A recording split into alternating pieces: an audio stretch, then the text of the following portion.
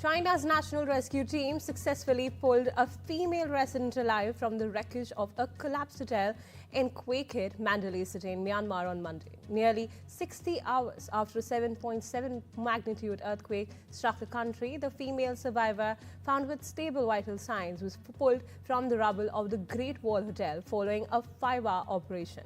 She is the first person saved by the China Search and Rescue Team since their arrival in the hardest-hit city on Sunday afternoon. The devastating earthquake left half of the hotel severely tilted with the ground floor reduced to rubble.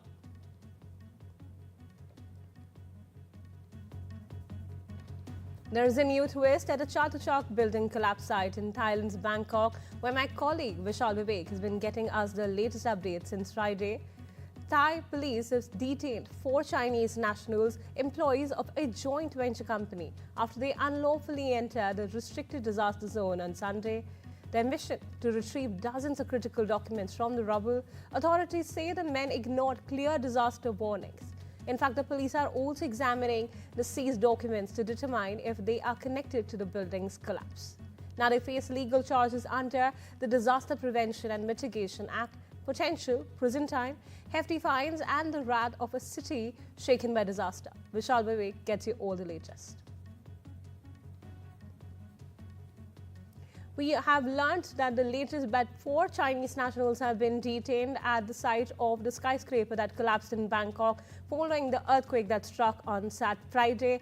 Now, the 7.7 magnitude, of course, has wreaked havoc in neighboring Myanmar. But the latest we learned that the Chinese company that was behind the construction of the skyscraper has now been embroiled in a new controversy. This after 4 Chinese nationals who trespassed and unlawfully entered the building zone without the required permits or any permissions whatsoever. Now they face legal repercussions with hefty fines and potential prison time for the Chinese nationals who have been detained. The ChatuChak building collapse site has a new development with 4 Chinese nationals being detained by the authorities after they trespassed onto the property. Now, of course, there is an element where it is being investigated whether the 4 individuals were related to the company that has been employing the people for the construction of the building as well. Do note that the rubble on the screen that you see, there's plenty of people still trapped under the debris with very minimal successful rescue operation at the moment. The situation not looking very rosy. Let's move on to my colleague Vishal, who's joining us live from Bangkok. Vishal, what details do we have on the Chinese nationals who have been detained so far?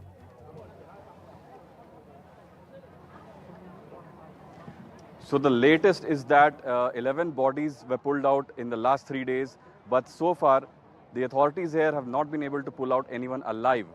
The latest is that I spoke with the Deputy Governor of Bangkok a few moments ago, and she told me that they still have hopes of finding people alive, though the 3-day window to rescue anyone alive has passed. But they have said that they are still hopeful of extracting most of the people who are buried inside that tall structure, which is mostly just a rubble now. They have hopes that they will be able to extract most of those people alive. That seems to be a tall order right now, because the experts have been saying that 3-day window will be crucial if they have to extract anyone alive, and that window is almost over now. It's more than 72 hours.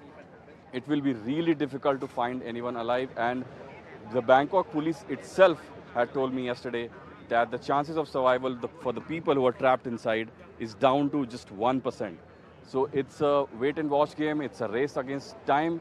Call it whatever you may, but it's really, really dire situation. The situation continues to be in a desperate lot. The authorities are doing all they can to extract people. You can see lorries coming out each in every 5 to 10 minutes. These lorries keep out the debris, because the whole area is occupied with concrete, slabs, steel. There are beams, there are huge beams that need to be separated from the steel. So it's a mess out there, but the authorities have the technology at their disposal to execute this operation. They also have help of foreign nationals, foreign agencies.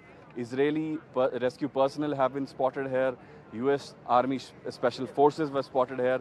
They are coordinating with the local authorities to extract the people, but they have had only one vital sign since the morning, and that vital sign itself was quite weak, is what the authorities have told me. But they are still hopeful, and they have told me that they will continue to dig through for at least a month, and it's just been 3 days. So they will continue to work on this for at least 27 more days, is what they have told me. And some of them have told that it can take more than 2 months to clear out this wreckage. So all of that will have to be seen, and there's also the angle of Chinese people being involved in the stealing of some documents from this area. Thank you so much, Vishal, for getting us all the latest from Bangkok, as there are more twists and turns really emerging with the Chinese element coming to the fore. Now, moving on to the next story we're tracking is in yet another fresh escalation of tensions in West Asia, US President Donald Trump has issued a stark warning to Iran. Speaking with NBC News, Trump declared if they don't make a deal, there will be bombing, the likes of which they've never seen before. The threat comes after Iran rejected direct talks with the US, citing Washington's maximum pressure campaign and military threats. Now, Trump also has hinted at reimposing secondary tariffs if Tehran refuses to negotiate. We'll give it a few weeks, Trump said. Meanwhile, Iran insists it will only engage in indirect talks with its president, Masoud Pezeshkian, reiterating that its supreme leader Khamenei's stance. US President Donald Trump is turning up the heat on both Vladimir Putin and Volodymyr Zelensky, expressing frustration as he pushes for a deal to end the war in Ukraine.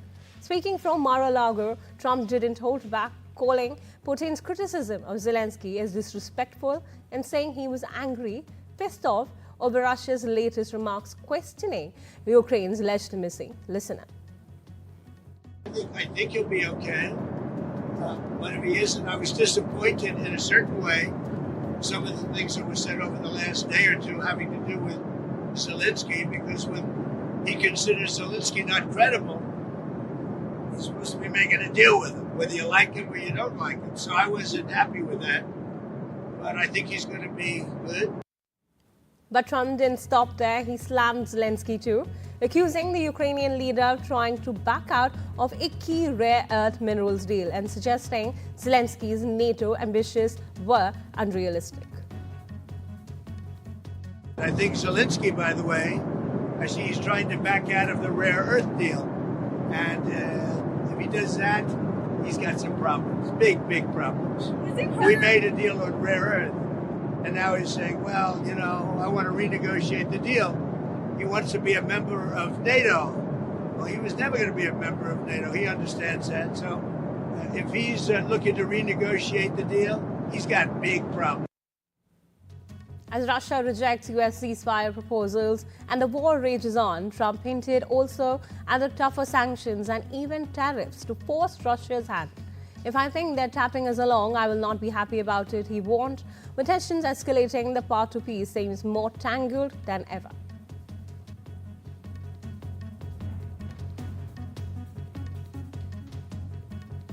Elon Musk gave out $1 million checks on Sunday to 2 Wisconsin voters, declaring them spokespeople for his political group ahead of a Wisconsin Supreme Court election that the tech billionaire cast is critical to President Donald Trump's agenda and the future of civilization. Musk and the groups he supports have spent more than $20 million to help conservative favorite Brad Schimmel in Tuesday's race, which will determine the ideological makeup of a court likely to decide the key issues in a perennial battleground state.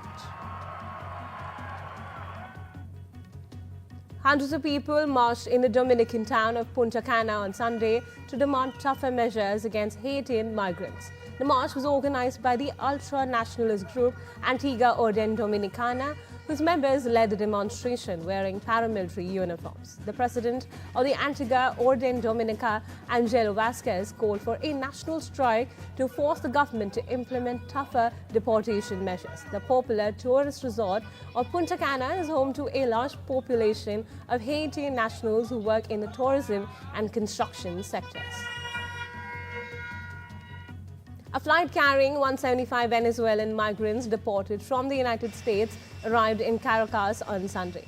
It is the third group to arrive in Venezuela since repatriation flights resumed a week ago. Among this group is an alleged member of a criminal organization. Venezuelan authorities said that Interior Minister Diosdado Cabello, who received them at the airport terminal, said that the 175 returnees are coming back after having been subjected as all Venezuelans to persecution, and rejected the accusations that they belong to the criminal organization El Tren de Aragua. Russian drones hit a military hospital, shopping center, apartment blocks and other buildings in Kharkiv overnight into Sunday, killing 2 people and wounding 30 others, Ukrainian officials said. The Ukrainian Air Force reported that Russia fired 111 exploding drones and decoys into the latest wave of the attacks overnight on Sunday. It said 65 of them were intercepted and another 35 were lost, likely having been electronically jabbed. Russia's Ministry of Defense, meanwhile, said its air defense systems shot down 6 Ukrainian drones. Israeli Prime Minister Benjamin Netanyahu has repeated his demand for Hamas to disarm and for its leaders to leave Gaza on Sunday.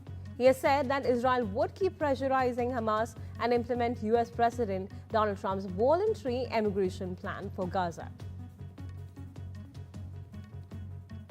Israel's Prime Minister told his Greek counterpart Sunday that the 2 countries share common challenges and face many opportunities during a meeting in Jerusalem. Israel's Benjamin Netanyahu greeted Greek Prime Minister Kyriakos Mitsotakis warmly before praising his efforts to transform the Greek economy. He said the two would discuss security and economic issues. Along with Cyprus, Greece and Israel are developing an ambitious undersea electricity cable to link up their power grids. Mitsotakis referred to the strategic partnership with Israel and stressed that he wanted to focus on defense cooperation. Hong Kong airline Cathay Pacific on Monday flew a passenger jet low, dipping past skyscrapers and making a massive turn, just like planes had to do to land in Hong Kong's old airport up until 1998. The stunt was to highlight a sports event, the annual Rugby Sevens competition, which for the first time is taking place at the new stadium built where Hong Kong's old airport used to be. Before 1998, Hong Kong's international airport was in the center of the city, and the approach to landing was famous for bringing planes on a steep curve right over apartment blocks. Sunday's Cathay Pacific flight was a reminder of what Hong Kong used to be. Muslims around the world are celebrating Eid ul-Fitr, one of the biggest celebrations in the Islamic calendar. Eid ul-Fitr, which means festival of the breaking of the fast, is celebrated at the end of Ramadan, a month of fasting for many adults, as well as spiritual reflection and prayer.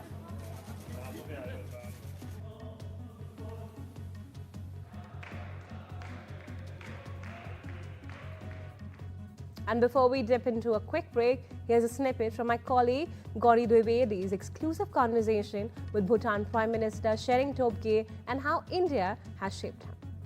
How have you seen the India-Bhutan relationship develop, grow closer? It's always been a very important relationship, but how have you seen its growth in the last couple of decades? Well, you can call it a relationship, but really, it is a friendship. It is a brotherhood. Our friendship with India has always been strong. And if anything, it is getting stronger. We are neighbors but by geography, but we are friends by choice. And what would be your future expectations from this relationship going forward, whether it is in terms of economic partnerships? There's been the railway line that has come up between Kokrajhar and, of course, Jilipu town in Bhutan. There is the economic partnership, and then, of course, there are other cultural and social partnerships. How do you see all of that going forward in times to come? Well, other neighbors, other relationships might have expectations. In our case, we have assurances. There is a deep trust between our two countries, our two peoples, our two governments. India, we don't need to expect anything because the Indian government, under the stellar leadership of Prime Minister Modi ji, who I refer to as my elder brother, who I refer to as my mentor, who is my mentor. We don't need to expect anything because we receive so many assurances from him and the Indian government. We have a railway line that's going to connect India to Western Bhutan, but more importantly, India has already started, has given us assurances and have also decided on building a railway line that's going to connect to central Bhutan, which goes bang to the Gailfu Mindfulness City.